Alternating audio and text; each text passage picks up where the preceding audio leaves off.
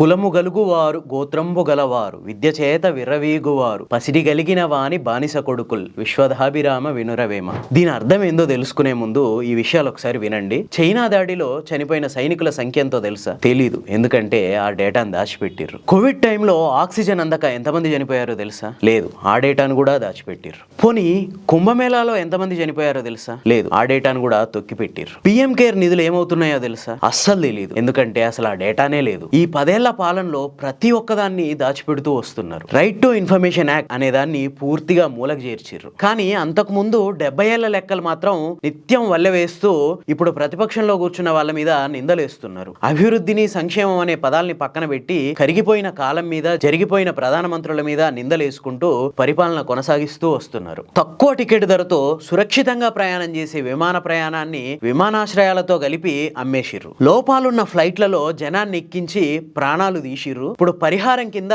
₹1,00,00,000 ఇచ్చి దాన్నేదో పెద్ద దాతృత్వం కింద ప్రకటించుకుంటున్నారు. వీళ్లతో పాటు వీళ్ళకి సపోర్ట్ చేసే బానిస కొడుకులకు తెలియంది ఏంటంటే విమాన ప్రమాదంలో చనిపోయిన మృతులకి స్పెషల్ డ్రాయింట్స్ రైట్స్ కింద ₹2,00,00,000 వరకు నష్టపరిహారం అందించాల్సి ఉంటుంది. ఈ విషయాన్ని బయటికి తెలియకుండా ₹1,00,00,000 పరిహారం ఇచ్చి అదేదో పెద్ద గొప్ప దాతృత్వంగా ప్రకటించుకుంటున్నారు. బహుశా వీళ్ళని ఉద్దేశించే అనుకుంటా వేమన ఏనాడో చెప్పింది, పసిడి కలిగిన వాని బానిస కొడుకుల్ అని.